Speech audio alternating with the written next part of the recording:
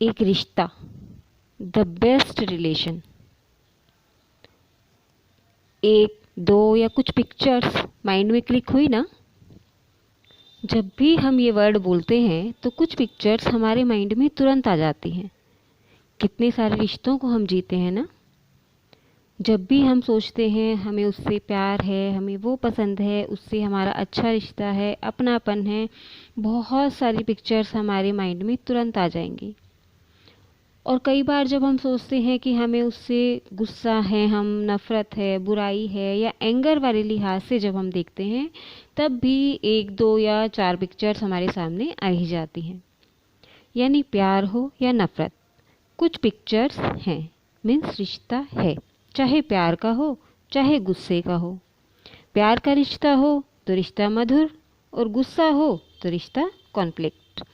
कहने का ये मतलब है कि रिश्ता है मीन्स एनर्जी एक्सचेंज होती है। क्योंकि दोस्तों, ज़िंदगी गुजार देते हैं हम इन्हीं रिश्तों को जीते जीते, इन्हीं में प्यार, नफ़रत, गुस्सा, चिड़चिड़ाहट कभी पालते हैं, कभी बनाते हैं, कभी इन्हें मनाते हैं तो कभी इन्हें मिटाते भी हैं।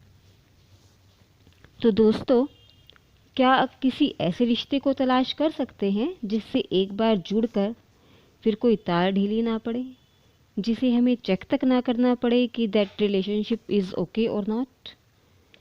आप सोच पाते हैं क्या कोई ऐसे रिश्ते के बारे में कि अगर मैं आपको बोलूं, आप एक सर्कल डिफाइन कर लीजिए और उसमें एक नाम लिख पाएंगे? ज़रूर लिख पाएंगे ना। पर वो नहीं लिख पाएंगे जो आप हर वक्त कहते हैं, माता पिता तुम मेरे, बंधु सखा तुम मेरे। नहीं आया था ना माइंड में? क्योंकि हम उसकी आइडेंटिटी को जानकर भी जानते ही नहीं। हमने उसे कितने सारे नाम दिए पर फिर भी नहीं जाना उस रिश्ते को, कि वहाँ से जो एनर्जी हमें आएगी वो सिर्फ पॉजिटिव एनर्जी होगी। क्योंकि दोस्तों, अगर कहें कि रिश्ता की भी तो कोई डेफिनेशन होनी चाहिए ना, कि एनर्जी एक्सचेंज जब हम करते हैं तो मतलब क्या मतलब हुआ इस बात का? तो I think that definition of relationship is an exchange of energy between two souls. आपस में एक दूसरे की एनर्जी एक्सचेंज करना, यही तो रिश्ता है ना। चाहे वो हारमोनियस हो, चाहे कॉन्फ्लिक्ट हो।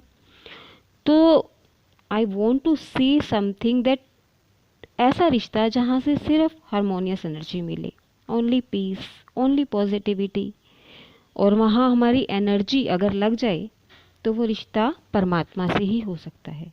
जी हाँ, मैं इसी रिश्ते की बात कर रही हूँ जो भगवान से बनाया जाए, जहाँ से हमें किसी तरह की कोई नेगेटिव एनर्जी ना मिले। क्योंकि उनको तो किसी से वैर नहीं है ना, ना ही हमें उनसे वैर है, ना उनको किसी से, ना किसी को उनसे।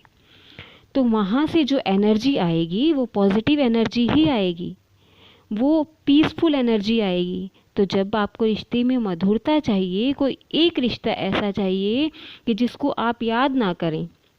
जैसे जब हमें हमारा कोई स्ट्रॉन्ग कनेक्शन बन जाता है किसी से, या कि अपने पेरेंट्स से या अपने बच्चों से या किसी दोस्त से, तो हमें उसे याद नहीं करना पड़ता ना, वो तुरंत याद रहता ही है, हर पल ही याद रहता है। ऐसा नहीं है कि हम थोड़ी देर के लिए बैठेंगे और अपने बच्चों को याद करेंगे तब वो हमें याद आएंगे, वो तो हमारे जहन में हर वक्त रहते हैं ना। तो ऐसा रिश्ता गॉड से बनाइए, ताकि वहाँ से आने वाली एनर्जी इतनी पीसफुल हो जो आपको भी उनके जैसा बनने के लिए प्रेरित करे, कि आपकी आत्मा में किसी के लिए द्वेष ना रहे, राग ना रहे, कोई कॉन्फ्लिक्ट ना रहे।